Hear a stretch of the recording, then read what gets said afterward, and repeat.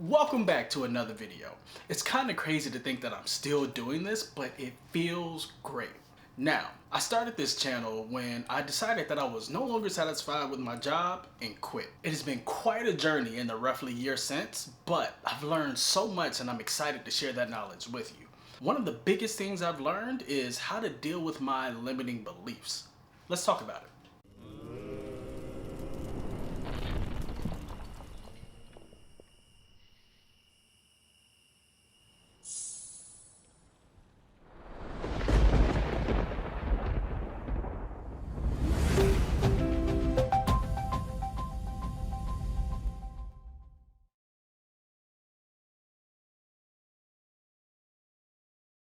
My experiences have taught me that overcoming limiting beliefs happens in four main stages. First, we have to take the time to identify the doubts at the source of these beliefs. This part can be tricky because we treat these doubts as facts of life. Most commonly, we doubt our worthiness and capability.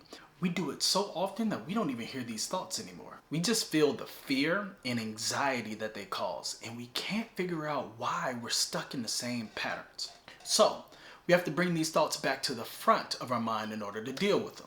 Second, we have to silence our ego because it's a liar. It sets unrealistic expectations and it causes us to see the world around us how we want it to be instead of as it is. Our ego allows us to believe that we are doomed to fail from the start or that making a mistake is the ultimate failure. All so that we can soothe the pain and discomfort of fear. The only way to fight this is with humility and courage. For the third part, we have to understand how our behaviors support these beliefs and prevent us from getting where we're trying to go. When we start to see the connection between these limiting beliefs and our behaviors, we begin to break down the illusion of comfort that those behaviors provide, and it becomes easier to change. Last is effort. We can stumble, we can get off track, but we have to always be willing to keep trying for what we want. The steps that follow have helped me be more honest with myself, better manage my emotions, and take better actions. But before we get into my process, take the time to open up to the idea of letting go of something you hold dear. Decide that the lies that you're telling yourself are no longer good enough and prepare to get out of your own way. Identifying these beliefs can be difficult because we don't experience them as thoughts, we experience them as emotions. So, for the person who doesn't believe they deserve to be great, that's rarely the thought that comes to mind when they're faced with a new opportunity. Usually, they'll just start feeling anxious and fearful, and their body will tell them to do everything they can to avoid it, delay, or even flat out run away. The stronger the belief, the more intense the emotional response we experience when it's challenged. So, the first thing you have to do is take the time to figure out the kind of person that you want to be. I know this can be difficult, and if it is, I encourage you to check out my previous video on how to get out of a rut. I give a few suggestions there that I really believe will help. So, I won't spend too much time on it here. But, to put it simply, place more focus on the types of habits you want to have and the things that you want to be doing with your time, not necessarily what you want to achieve.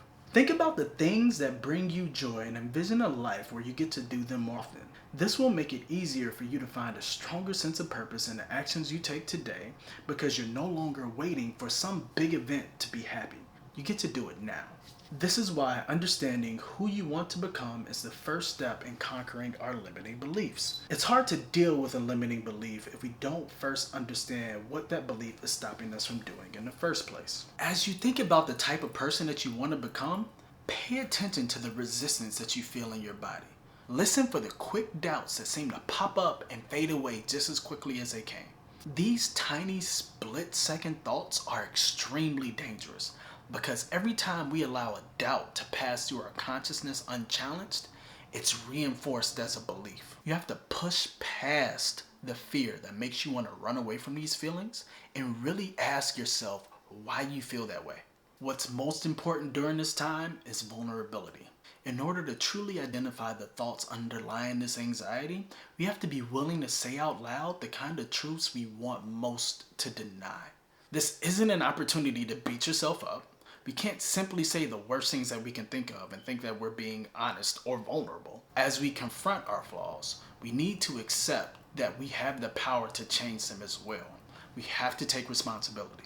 I understand that taking responsibility for your role in your own happiness or unhappiness can suck. We go through life believing that we're making the best decisions that we can, and accepting that some of those decisions are wrong can make us feel like the exact thing we're trying to avoid being failures.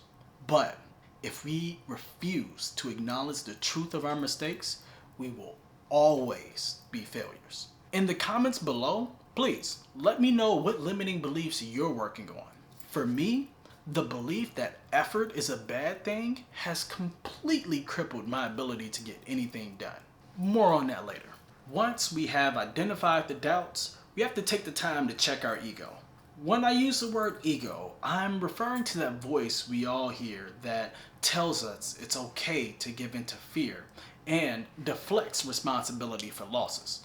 The voice that tries to make us feel safe at all times and ultimately robs us of the ability to choose. I have found that the best way for me to keep this voice in check is for me to ask questions and be both humble and vulnerable. One of the first signs that your ego may be out of control is when your decision-making process relies more on assumptions than facts. Your ego will tell you you're the most agreeable person ever despite you getting into arguments on a daily basis. Or that you're shit at your job despite receiving nothing but praise for your work. It will tell you that you can achieve the same level of success as that person that you envy despite knowing that your inability to give that consistent effort is the issue. To fight this, I have to ask myself, what are the facts? What verifiable information do I have? If there is no actual evidence to support my belief, then it is an assumption, not a fact. Then I have to play devil's advocate. I have to take the time to challenge my beliefs as fiercely as I would defend them. Finally, I have to ask myself, if I look at the facts, what story do they tell? The next sign is when you feel like you can predict the future and it's always bad. You know nobody's going to like your project. You know you're going to fail. You know you're not good enough, and you know there's nothing you or anybody else can do about it. Again, let this be a sign to challenge yourself. It takes a lot of humility to accept that you don't know shit, to see that your problems are not so unique that dealing with them is impossible. It takes a lot of vulnerability to clearly see and accept your flaws, and it takes even more courage to commit to improving them. It helps me to think of ego as something that lives inside of me that feeds off of my isolation. And the most isolating emotions that you can experience are fear and anger. So it tells me stories that make it easier for me to disconnect from the people around me. When I make a mistake, it tells me everyone's going to judge me. When I'm stuck in traffic, it's because other people are stupid. Look at all those people not driving. When I want to reach out to an old friend, it tells me too much time has passed for there to still be a connection. To fight this, I have to embrace the emotions that encourage connections like joy and peace. There is peace in accepting that mistakes are a natural part of growing. When we accept that we can't control other people, we find that a situation like being stuck in traffic presents an opportunity for us to sit with our thoughts and emotions. And there is always joy in being able to reconnect with an old friend when we are humble enough to accept that we don't have all the answers and vulnerable enough to see the world around us how it is instead of how we want it to be. It becomes easier to see just how foolish some of these beliefs are and to do something different and to see a better way forward. Now that we can see these beliefs of what they are, we have to take a step back so we can see how our behaviors affirm them. Whether we admit it or not, we go through most of our days on autopilot, simply reacting to our environment. It is our beliefs that determine those reactions. As long as the actions we take are aligned with our beliefs, we will get a sense of comfort from them, even if they ultimately yield negative results. Let's take my limiting belief of effort being a bad thing as an example. This belief manifested itself as a desire to numb as much as possible and convinced me that the best thing to achieve in life was retirement. So, anything that allowed me to disconnect validated my belief. Since work had no place in the vision that I had for my future self, I naturally avoided it and just went through life with no drive or direction, just making it from day to day with as little effort as possible. So the losses started piling up. I wasn't healthy, I lost friendships, and my career completely stalled because I couldn't gather the energy to do anything but the bare minimum to say that I did my job. It took me months of self-reflection to understand and accept that the reason that I was so stuck was because my ultimate goal was to do nothing. This part will be a voiceover. I gotta film B-roll. After doing the work to understand that I actually wanted more, I was able to change my belief to effort is the only way to see what I'm truly capable of.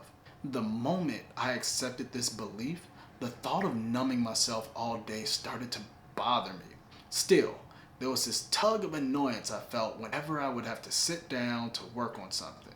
I had never paid attention to it before, but that feeling was a trigger for my avoidant behaviors.